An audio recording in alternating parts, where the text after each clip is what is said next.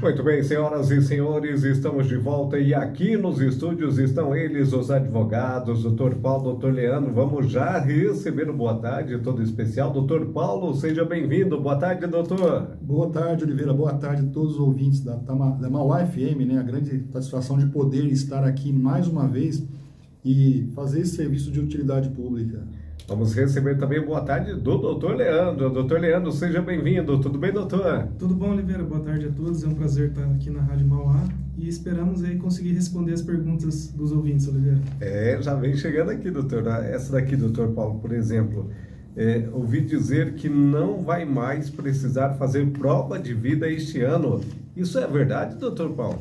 Olha, para quem recebe benefício do INSS, né? Aposentadoria, auxílio-doença, pensão por morte, né, Oliveira? A gente sabe que todo ano a pessoa tem que fazer essa prova de vida, né? Uhum. Se apresentar ou na agência bancária ou na agência do INSS, né? Fazer esse... Porque é para evitar fraude, né? Às vezes a pessoa falece, né? E o INSS continua pagando sem saber.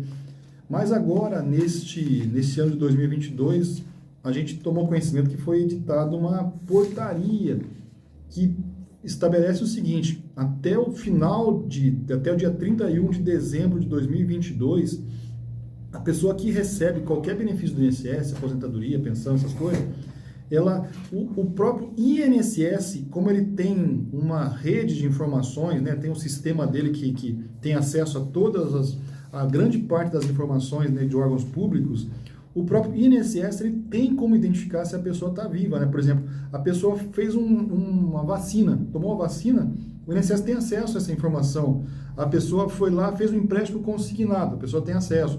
A pessoa foi lá, renovou a identidade, o INSS tem acesso, né? A pessoa, qualquer tipo de informação que a pessoa precise, que use a documentação, que exija a presença física do segurado, né? Comparecimento na agência para sacar o dinheiro. Então, esses tipos de informações, né? Renovou a CNH. Então, essas informações o INSS tem acesso. Então, só se o INSS não tiver nenhum dado dessa pessoa, aí o INSS vai encaminhar uma notificação para a pessoa, para ela poder fazer até o comparecimento na agência ou CNH, qualquer que seja, cadastro único, né? Então, só se o INSS não tiver essas informações, o INSS vai exigir que o segurado compareça para fazer. Fora isso, o próprio INSS ele não vai exigir que a pessoa compareça presencialmente mais. Então, isso até 31 de dezembro de 2022 não vai ser cancelado, suspenso nenhum benefício, se o INSS tiver essas informações. Então, é uma facilidade, evita a burocracia, né? A pessoa ter que se deslocar de lugar longe, né? Para ficar cumprindo uma burocracia que poderia evitar, se a pessoa fez a vacina, se compareceu na agência, se fez um empréstimo, né? Tanta forma de comprovação que o INSS tem acesso. Então, isso vai valer até o dia 31 de dezembro de 2022. Bacana, hein, gente? Olha aí. Doutor Leandro, a empresa descontou parte do meu salário para pagar contribuição sindical. Isso está certo, doutor Leandro? Depende, Oliveira. Desde 2017, depois da reforma trabalhista, foi extinta a contribuição sindical, o imposto sindical, né? A partir de então, Oliveira, para o sindicato receber parte do salário do empregado enquanto contribuição, depende de uma convenção coletiva, de uma previsão dessa norma na convenção coletiva do sindicato. Se tiver essa norma dentro dessa convenção do sindicato, é possível sim cobrar essa contribuição sindical, mesmo tendo a lei extinta essa contribuição, né? É claro que, Oliveira, a gente tem que pontuar que isso é um ponto controverso na justiça, né? Uhum. Porque depois da reforma trabalhista realmente acabou essa obrigatoriedade de pagar o imposto sindical. Então, o que a gente vê na prática é que existem convenções coletivas que prevêem esse direito do sindicato receber ainda essa contribuição sindical. Uhum. O doutor Paulo, está chegando mais uma dúvida aqui. A separação obrigatória de bens. A esposa herda? Tem partilha? Bom, separação obrigatória de bens, né? Uhum. Na verdade, isso não é nem questão de direito previdenciário aqui, né? Mas é direito sucessório, né? Direito de família. Existe dois tipos de regime de separação. Quando a pessoa casa, né? Lógico, se você não estabelece nenhum regime de bens, vai vigorar o regime de comunhão parcial, né? Então, comunhão parcial, o que significa isso? Tudo que você conquistar em conjunto, né, com o seu cônjuge, né, conquistou dali para frente depois do casamento, pertence ao casal, metade do casal, metade de cada um dos cônjuges, né? Então, tem a figura da meeira, né, do cônjuge meeiro, né, tem direito à metade. Aí, o que a pessoa tinha antes do casamento só pertence a ele, né? É o bem individual. Esse bem, você tem um carro antes do casamento, se casa, aquele carro continua sendo só seu, não faz parte do casal. É o regime de comunhão parcial. Mas, paralelamente, também existe o regime de separação. E esse regime de separação de bens, ele pode ser de dois tipos. Pode ser a separação legal, que está na lei, obrigatório, e pode ser a separação convencional de bens, né? Às vezes a pessoa, o casal, ele casa, mas eles têm aquela coisa do patrimônio, não quer dividir. Uhum. Então, isso estabelece, por meio de um pacto antenupcial, a possibilidade, então, de cada um ter o seu próprio patrimônio. Casou, o que for comprado dali para frente pertence só a um, né? Cada um tem o seu próprio patrimônio. E aí, nesse caso de separação convencional de bens, numa eventualidade do casal se divorciar, não tem partilha. Por quê? Porque cada um já tem o seu próprio patrimônio, né? Então não tem partilha. Só que tem um negócio, nesse caso aí da separação convencional, se o cônjuge falece, o viúvo, ele tem direito à herança. Então ele não tem direito à partilha no caso de divórcio, mas ele tem direito à herança, né? Se tiver filhos e tal, o cônjuge, ele herda também chamada concorrência, ele herda junto com os outros filhos, né? Cada um com a sua cota à parte lá. No caso da separação convencional. Mas existe essa pergunta do ouvinte aqui, que ele pergunta a separação obrigatória. Essa separação obrigatória existe numa hipótese, quando a pessoa casa com maior de 70 anos de idade, que às vezes a pessoa, a gente vê muitos exemplos, né? A pessoa, menina nova, né? Casa lá com aquele senhor, né? Que parece ser o avô dela. Então, às vezes a gente não tem como julgar as pessoas, né? Uhum. Mas a lei, ela estabelece uma forma de evitar que a pessoa dê o golpe no baú. Isso está na lei. Então, no caso de quem casa com pessoa maior de 70 anos, o regime de bens, obrigatoriamente, é separação de bens. E nesse caso da separação obrigatória de bens, assim como acontece na comunhão, na regime de separação convencional, cada qual tem o seu próprio patrimônio, né? E no caso de falecimento, o viúvo não herda. Esse caso não tem herança. Então, no caso de separação total de bens, obrigatória de bens, né, o viúvo lá, a pessoa com 70 anos de idade falece, a menina novinha não tem direito à herança. Então, a lei já previu essa hipótese, que é para evitar o golpe do baú mesmo, né? Então, não tem nem partilha, né? Não tem direito à partilha e também não tem direito à herança, né? Então, tem que casar por amor mesmo, né? Verdade. Doutor Leandro, eu estou querendo saber aqui se o patrão é obrigado a dar o intervalo de almoço. É obrigado sim, Oliveira. Então, desde que tem que observar o seguinte, a jornada de trabalho daquele funcionário. Se ele tiver uma jornada de trabalho superior a 6 horas diárias, se por dia ele trabalha mais de 6 horas, ele tem obrigatoriamente de ter direito de receber, né, esse intervalo intra-jornada de pelo menos 1 hora. Então, 1 hora de almoço aí para quem trabalha mais de 6 horas, né? Quem trabalha mais de 4 horas e menos de 6 horas tem direito a pelo menos 15 minutos de intervalo intra-jornada, dentro da própria jornada, né? E existe uma exceção, Oliveira, que depois da reforma trabalhista, que é reduzir esse intervalo intra-jornada de 1 hora para 30 minutos, se tiver previsão na convenção coletiva, né? Então, há essa possibilidade de diminuir, ao invés de ter 1 hora de almoço, ter só 30 minutos, desde que tenha essa previsão, né? Doutor Paulo, está chegando aqui uma dúvida um pouquinho extensa. Minha irmã viveu com meu cunhado há mais de 10 anos, sem serem casados no papel. Ele faleceu há alguns meses vítima de homicídio. Ao pedir a pensão por morte, o INSS concedeu para ela apenas por 4 meses. Segundo o INSS, Dr. Paulo, não ficou comprovada a união estável por prazo superior a 2 anos. O que ela pode fazer, Dr. Paulo? Bom, a pensão por morte no caso de pensão por morte para cônjuge, né? Ela desde 2015, ela tem uma regrinha que exige o seguinte: para a pensão por morte ser paga por prazo que varia de acordo com a idade do cônjuge, né? Pelo menos tem que ter o casamento por pelo menos 24 meses, né? 2 anos de casamento, e o falecido tem que ter pelo menos 18 meses de contribuição, né? E aí a pensão vai ser paga de acordo com a idade do cônjuge viúvo, né? Então, quanto mais nova a viúva, menos tempo ela vai receber a pensão, né? A pensão só vai ser vitalícia a partir quando a viúva ou viúvo tiver pelo menos 44 anos de idade na data do óbito. Então, desde 2015, já a pensão dela deixou de ser vitalícia. Então, no caso aqui do ouvinte aqui, se o marido faleceu, ele já entrou na regra nova, né? Uma pensão por morte, ou seja, teria que provar pelo menos 2 anos de casamento e 18 meses de contribuição. A lei só excepciona isso, né? Quer dizer, ela não precisa comprovar 2 anos de casamento no caso de morte decorrente de acidente. Aí se for decorrente de acidente, de trânsito, acidente doméstico, que seja, no caso de acidente, a única questão é que a pensão vai durar de acordo com o tempo, com a idade do cônjuge na data do óbito. Então, se tem alguma possibilidade da pensão durar por mais tempo, é só no caso de acidente. O que acontece aqui no caso do ouvinte, Oliveira? O homicídio, o judiciário tem equiparado homicídio a acidente.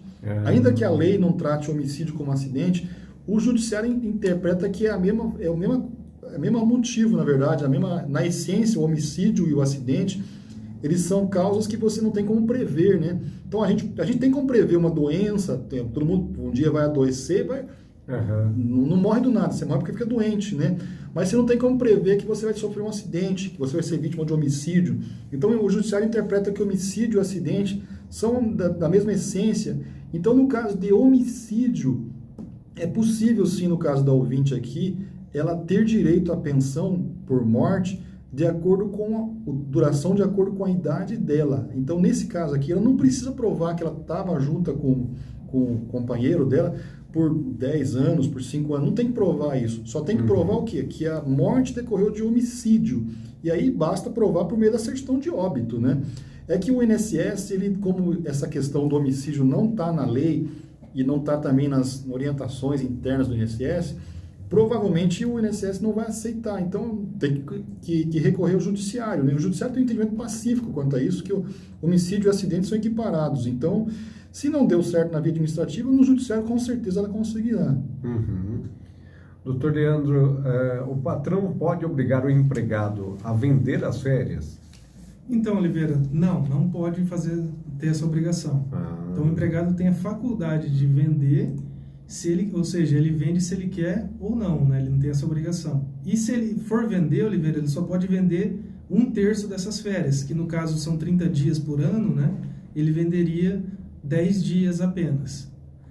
Do ponto de vista do empregador, Oliveira, a maioria da doutrina tem o entendimento de que o empregador seria obrigado a comprar essas férias, embora não esteja expressamente escrito isso na lei, né? Existe essa divergência quanto se o empregador é obrigado ou não a comprar as férias se o empregado quer vender, né? Se ele está avisando com antecedência que quer vender as férias, existe essa discussão, o patrão é obrigado a comprar? É que na prática a gente vê muito a questão que às vezes é vantajoso para os dois, né? Tanto para o empregado vender quanto para o patrão comprar. Mas às vezes o patrão não quer comprar as férias. Será que ele é obrigado a comprar? O empregado quer vender, né? Então existe essa discussão na Justiça do Trabalho, mas o entendimento majoritário é que teria a obrigação de comprar sim, porque é um direito do empregado vender, né? Então é isso. Agora, do ponto de vista do empregado, se o patrão quer que ele venda, o empregado não tem essa obrigação. Isso já está garantido na lei.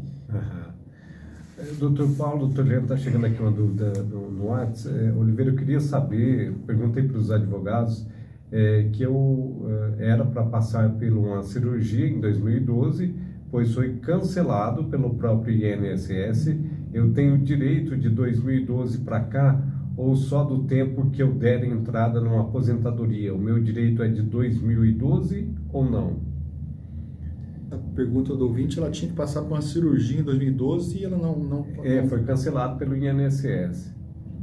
A cirurgia? Porque o INSS não obriga a pessoa a fazer cirurgia, né? Exatamente. Não pode, né? Não, a pessoa não é obrigada a fazer cirurgia, né, Oliveira? Então tem que ver exatamente se ela partiu dela essa vontade de fazer cirurgia, né? Ou não. A pessoa que está recebendo o auxílio-doença, o INSS não pode condicionar a manutenção do auxílio-doença a uma cirurgia, né? Então, a pessoa não pode, assim, dispor da sua própria segurança, do risco risco de uma morte, qualquer coisa, né? Uma cirurgia, para receber o benefício. Então, o INSS, se ele exigiu que a pessoa fizesse uma cirurgia para continuar recebendo o benefício, isso é ilegal. Se é essa a questão que o ouvinte está colocando, né, de uma... ter sido cortado por causa disso? Não pode, né? Se foi essa a situação, não pode. Por causa de uma cirurgia, né? Agora, se fosse um outro tratamento conservador, né, que não fosse cirurgia, aí ainda vai lá. Mas, na verdade, assim, se a pessoa teve um benefício que foi cessado pelo INSS por causa desse motivo, né, que deveria se submeter a uma cirurgia, ela pode recorrer ao judiciário e pedir o retroativo, inclusive, né? Lógico que o retroativo, ao passado mais de 10 anos, a lei só dá direito a receber o retroativo dos últimos 5 anos, né? Então, mas é uma situação que realmente, se for isso que a gente está falando aqui, é ilegal a exigência do INSS. Mais uma dúvida aqui, chegando, doutor Paulo, tive um acidente há 10 anos atrás na empresa em que trabalhava. Acabei fazendo um corte profundo no dedo, que me deixou com sequelas estéticas. Isso daria direito a um auxílio acidente, doutor Paulo? Bom, auxílio acidente, a gente tem que deixar sempre claro isso aqui, né? Não confunda auxílio acidente com auxílio doença. Auxílio doença é quando a pessoa está incapacitada de exercer as suas atividades habituais. Esse é auxílio acidente. No caso do auxílio acidente, é para aquela situação em que a pessoa sofreu um acidente, ou de trabalho, ou acidente doméstico, e ela ficou com sequelas que diminuem a sua capacidade laborativa, né? Mas diminuem a sua capacidade para as atividades habituais, né? Então, às vezes a pessoa sofreu algum tipo de sequela, mas que não impede o exercício daquelas atividades que ela estava exercendo, né? Então, tem que tomar muito cuidado com essa interpretação do auxílio acidente, né? Então, às vezes a pessoa, por exemplo, trabalha lá de digitador, né? Digitador, sofreu um acidente e teve que cortar uma ponta do dedo. Esse é um caso que a pessoa, para exercer aquela atividade habitual, ela vai ter dificuldade, né? Então, às vezes, para uma atividade braçal, que exige esforço, talvez não tenha essa redução, porque, sei lá, a ponta do dedo, não sei. Depende muito do médico que vai avaliar e vai dizer se aquilo ali vai... O importante quando você vai fazer uma perícia é responder corretamente as perguntas do médico, né? Que a primeira coisa que ele quer saber, quais são suas atividades, né? Aquela atividade que você exercia quando você sofreu um acidente, para ele poder saber se aquela lesão, aquela sequela, ela vai ou não prejudicar a tua atividade habitual, né? Não é toda e qualquer atividade. Às vezes a pessoa teve o dedo ficou torto, né? Ficou uma questão mais estética, mas aquilo vai influenciar para quem faz um trabalho braçal, às vezes não. Mas para quem trabalha de modelo, né, Oliveira? Aí é estética, até é tudo, né? É só tudo que ela faz. Então vai depender muito da atividade habitual. No caso aqui, sequela estética, em regra não, né? Mas se a pessoa exerce uma atividade que exige aparência, né? Talvez possa, mas tudo vai depender essencialmente da perícia médica. E óbvio que a perícia médica do INSS, se você não está contente, você pode recorrer, fazer uma perícia judicial, tá? Mas realmente, auxílio acidente não dá para nós, sem analisar o caso concreto, sem ter uma situação, um atestado médico, um relatório, para a gente dizer com certeza. Então, muitas vezes acontece, a pessoa consegue para uma situação e em outros casos não consegue, né? Porque a perícia tem que vai dizer. Doutor Leandro, está chegando aqui uma dúvida interessante. O meu empregado sumiu. E agora, doutor Leandro? Como devo pagar o acerto trabalhista dele? Então, Oliveira, quando acontece esse tipo de situação, Pois é.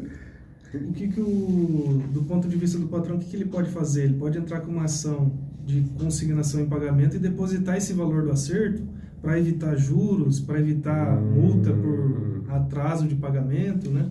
Ele pode entrar com uma ação na justiça de consignação em pagamento e depositar esse valor em juízo, né? E aí preservando seus direitos e extinguindo as suas obrigações, né?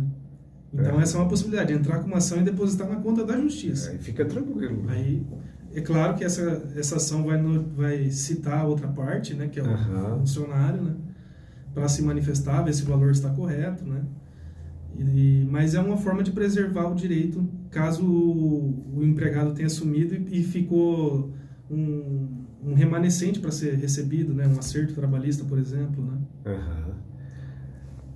Doutor Paulo, meu pai vive há 20... tem uma outra aqui, doutor Paulo. Pensão por morte, no valor de um salário mínimo que vem sendo pago para o filho e para a mãe, na proporção de 50% para cada. No momento em que o filho atingir 21 anos de idade, doutor Paulo, a mãe passa a receber os 100% da pensão? Bom, essa é uma pergunta que se fosse responder há 3 anos atrás, não teria problema nenhum, é 100%, né? A cota que era do filho, né, passa para a mãe. Isso é até novembro de 2019, essa que é a regra. Agora, para os óbitos que acontecerem a partir de 13 de novembro de 2019, a lei estabeleceu então que cada dependente tem uma cota, né? Ou seja, se tiver mais de um dependente, né, o filho e a mãe, né, o filho e a mãe, cada um tem uma cota de 50%. E essa cota, quando se extingue, o outro atinge a maioridade, ou se a mãe, sei lá, falece, o que vai acontecer, a cota de um não passa para o outro. Então a cota não é feito novo rateio, nesse caso, quando é feito, se o óbito acontecer depois de 13 de novembro de 2019. Então, nesse caso, só tem uma hipótese, quando tiver mais... o número de pensionistas for igual ou superior a 5. A lei tem um detalhezinho lá.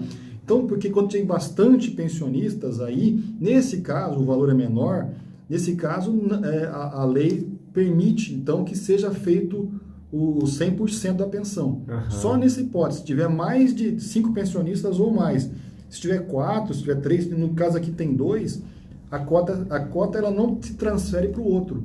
Então, aqui nós vamos ter uma situação em que o quê? Vai ter uma pensão por morte sendo paga só de 50%. O outro 50% se extinguiu, né? O que não pode é a pensão por morte, a renda mensal da pensão, a renda mensal inicial. A renda mensal inicial é quando é o primeiro pagamento, né? Foi concedida a pensão por morte, a renda mensal inicial ela nunca pode ser inferior a um salário mínimo. Mas depois que ela vem sendo paga, o que acontecer depois... Se extinguiu aquela cota da pensão, aquela outra não vai ter direito a ser feito um novo rateio, até mesmo no salário mínimo. Então, no caso aqui, o filho atingiu 21 anos de idade, a mãe vai continuar com os 50% dela, não se transfere para ela. Olha aí, gente, esse é o nosso serviço de utilidade pública aqui através do rádio, tá? Com os advogados, doutor Paulo e o doutor Leandro, né? Esse é o serviço de utilidade pública aqui através do rádio e você fica muito bem informado porque através dessas informações você tem um norte, né? Você vai saber agora o que você vai fazer daqui para frente. E se você tem alguma dúvida um pouquinho mais complicada, quer vir aqui conversar diretamente com os advogados, pode vir, tá, gente? Pode vir aqui, tá? Nas dependências da rádio, o doutor Paulo e o doutor Leandro vão dar um tempinho aqui, hoje é sexta-feira mesmo, tá? Você tá aí de boa, tranquilinho, vem aqui conversar com os advogados, o doutor Paulo e o doutor Leandro. Obrigado, doutor Paulo. É um prazer estar aqui, Oliveira. A gente agradece e até a próxima. Obrigado, doutor Leandro. Obrigado pelo convite, Oliveira. Até a próxima. Tá aí, gente, doutor Paulo e o doutor Leandro aqui na nossa programação. Vem aqui tirar suas dúvidas, tá? E conversar diretamente com eles. E assim a gente vai chegando ao final do nosso programa. Grande abraço e até segunda. E a gente se encontra na Feirinha do MEI.